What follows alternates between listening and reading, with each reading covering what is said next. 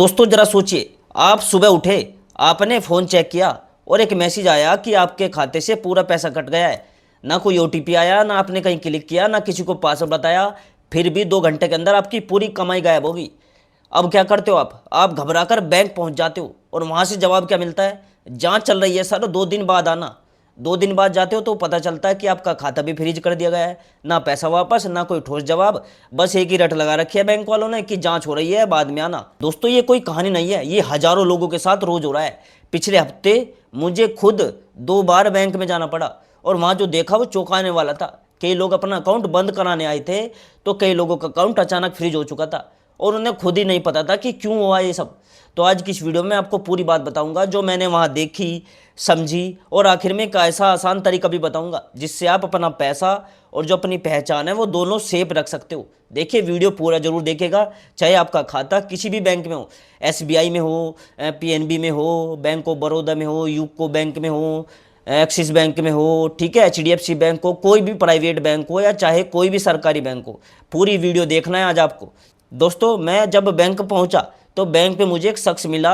उसने अपनी आप बीती सुनाई। उसने बताया कि उसके खाते से अचानक 80,000 रुपये आए उसके खाते में और उसे खुद नहीं पता कि ये पैसा आया कहाँ से। ना उसने किसी को कुछ बेचा था, ना किसी ने उधार लिया था, बस अचानक पैसा आ गया अकाउंट में। और सबसे हैरानी की बात, इसके ठीक 2 घंटे बाद वो पैसा उसके खाते से डेबिट भी हो गया। लेकिन दोस्तों सिर्फ वो 80,000 नहीं गए, उसके अपने जो पहले से 90,000 रुपये थे वे भी उसके साथ उड़ गए। मतलब कुल मिलाकर उसका पूरा अकाउंट खाली हो गया, वो भी सिर्फ 2 घंटे के अंदर। अब हुआ क्या, वो बैंक पहुंच गया भैया, लेकिन कोई तसल्ली भरा जवाब नहीं मिला। बस इतना कहा गया कि जांच होगी। 2 दिन बाद गया तो पता चला कि खाता जांच के दायरे में डालकर फ्रीज कर दिया गया है। ना उसने किसी को अपनी डिटेल दी थी, ना कोई गलती की थी, फिर भी वो आज तक उस उलझन में फंसा हुआ है। ना तो पैसा वापस मिला है, ना खाता खुला। अब सवाल यहाँ पर यह आता है कि आखिर ऐसा होता क्यों है? क्यों बेकसूर जो लोग हैं उनके खाते फ्रीज हो जाते हैं? क्यों उनका पैसा गायब हो जाता है? दोस्तों इसका जवाब छिपा है आपका जो फ़ोन है उसमें, जो मोबाइल फ़ोन में गैलरी होती है। आज के ज़माने में हर चीज़ डिजिटल हो गई है और ये बात बुरी नहीं है, इससे कई परेशानियां आसान भी हुई है। लेकिन दिक्कत तब शुरू होती है जब हम सुविधा के चक्कर में अपनी जो सुरक्षा है उसको नज़रअंदाज कर देते हैं।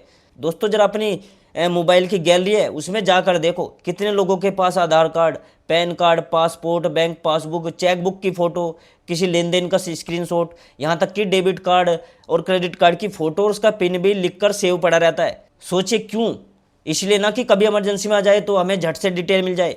सुविधा के लिए हम ये सब करते हैं, लेकिन ये सुविधा कब खतरा बन जाती है हमें पता ही नहीं चलता। अब जरा सोचो, आपकी गैलरी में जो इतनी निजी और जो गोपनीय चीज़ें पड़ी है, क्या आपको लगता है कि सिर्फ आप ही उन्हें देख पा रहे हो? दोस्तों यहीं पर असली खेल शुरू होता है। जब भी आप कोई नया ऐप डाउनलोड करते हो, चाहे कोई गेम करते होगे, फोटो एडिटिंग ऐप डाउनलोड करते होंगे या कोई नया सोशल मीडिया प्लेटफॉर्म आप इंस्टॉल करते हो, इंस्टॉल करते वक्त क्या होता है कि वो ऐप आपसे गैलरी और कॉन्टैक्ट लिस्ट की एक्सेस मांगता है। ठीक है, एक बार ऐप डाउनलोड करके देखना, कोई भी आपको पता चल जाएगा। और हम बिना सोचे समझे क्या करते हैं, उस पर अलाउ अलाउ करते चले जाते हैं। बस यहीं पर आपकी पूरी गैलरी और सारे कॉन्टैक्ट उस कंपनी के पास चले जाते हैं जो उनसा ऐप आपने डाउनलोड किया। लेकिन गलत फहमी में मत रहना, सारे ऐप फ्रॉड के लिए नहीं बने। बड़े और जो भरोसेमंद ब्रांड के ऐप है उनमें ऐसा खतरा नहीं होता। दिक्कत तब आती है जब हम नए नए अनजान थर्ड पार्टी ऐप इंस्टॉल कर लेते हैं। किसी रील में देखकर हम डाउनलोड कर लेंगे, किसी दोस्त को देखकर उसे ऐप को डाउनलोड कर लेंगे, ओटीपी डालकर लॉगिन कर लेते हैं और काम खत्म होते ही अनइंस्टॉल कर देते हैं। लेकिन तब तक वो अपना काम कर चुका होता है। तो एक बार दी गई परमिशन हमेशा के लिए चली जाती है। बहुत से ऐसे कोई मुफ्त ऐप है जो कोई पैसा नहीं लेते। सोचिए वो कमाई कैसे करते हैं? दोस्तों वो कमाई करते हैं आपका डाटा बेचकर, आपकी गैलरी और कॉन्टैक्ट की जानकारी बेचकर।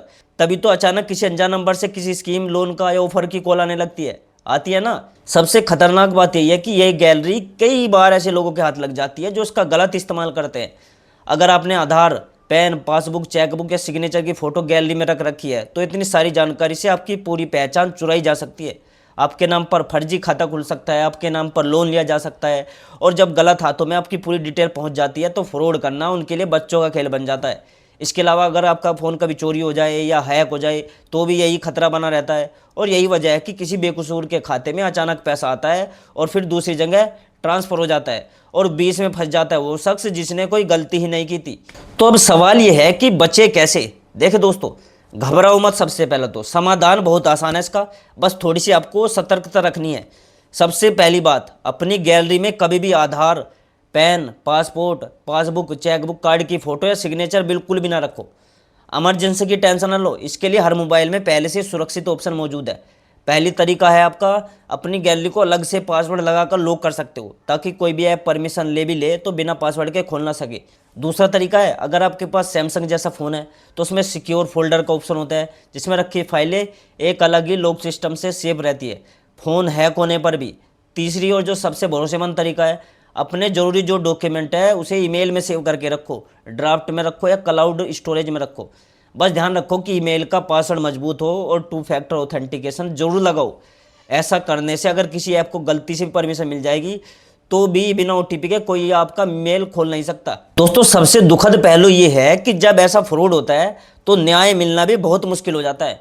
ना जाने कितने लोग हैं जिनका पैसा गायब हो जाता है, शिकायत दर्ज होती है, लेकिन महीनों तक सिर्फ यही सुनने को मिलता है कि जांच चल रही है सर। और सबसे बड़ी विडंबना ये है कि जिसके साथ धोखा हुआ, नुकसान उसी को भी उठाना पड़ता है, उसी का खाता फ्रीज होता है, उसी को बार बार बैंक के चक्कर काटने पड़ते हैं। इसका बचाव ही सबसे बड़ा उपाय है दोस्तों। जितना हो सके अपने फ़ोन में निजी दस्तावेज रखने से बचो। अगर रखना ज़रूरी हो तो सिक्योर फोल्डर में रखो, लॉक की हुई गैलरी में रखो, या ईमेल, क्लाउड जैसे सुरक्षित माध्यम का इस्तेमाल करो। कोई भी नया या अनजान ऐप इंस्टॉल करने से पहले एक बार जरूर सोच लेना, क्या वाकई इसकी ज़रूरत हमें काम निकल जाए तो उस ऐप को हमेशा के लिए अनइंस्टॉल कर दो और सेटिंग में जाकर उसे दी गई परमिशन भी वापस ले लो। एक और जरूरी बात मैं आपको बता दूं, अगर आपके खाते में कभी अचानक कोई अनजान पैसा आ जाए तो घबरा कर उसे इस्तेमाल मत करो, ना किसी को आगे ट्रांसफ़र करो। तुरंत अपनी बैंक शाखा में जाओ, लिखित शिकायत दो और बैंक स्टेटमेंट की कॉपी अपने पास सुरक्षित रख लो। साथ ही साइबर क्राइम हेल्पलाइन नंबर 1930 पर भी शिकायत दर्ज करो, ताकि आपकी शिकायत का एक आधिकारिक रिकॉर्ड भी बना रहे। ठीक है, ये जो सावधानियां हैं भले ही आपको छोटी लगे, लेकिन यही आपकी बड़ी मुसीबत से आपको बचा सकती है। दोस्तों, आज के डिजिटल ज़माने में सुविधा और सुरक्षा दोनों साथ साथ चलनी चाहिए। तो दोस्तों, आज ही अपने फ़ोन की गैलरी चेक करो, जो भी जरूरी दस्तावेज है बिना सुरक्षा के पड़े हैं उन्हें तुरंत हटाओ या सुरक्षित तरीके से सेव कर लो। दोस्तों, उम्मीद है आज की वीडियो आपके बहुत काम आई होगी। अगर आपके साथ या आपके किसी जानने वाले के साथ ऐसी घटना हो चुकी है तो हमें कमेंट में जरूर बताइएगा, हम उस पर एक डिटेल वीडियो लेकर आएंगे। ठीक है, और अगर दोस्तों वीडियो पसंद आई हो तो इसे लाइक कर देना और अपने परिवार और दोस्तों के साथ भी जरूर शेयर कर दो, ताकि ये जरूरी जानकारी ज़्यादा से ज़्यादा लोगों तक पहुँचे। ठीक है, हाँ दोस्तों, अगर आप अभी तक हमारे चैनल यूनाइट न्यूज़ से नहीं जुड़े हैं तो बेल आइकन दबाकर जरूर सब्सक्राइब कर लीजिए, ताकि बैंकिंग सुरक्षा और आपके हक से जुड़ी खबर सबसे पहले आप तक पहुंचे। और मैं मिलता हूं दोस्तों आपसे अगली वीडियो में एक नई खबर, एक नई जानकारी के साथ। तब तक के लिए दोस्तों, जय हिंद, जय भारत।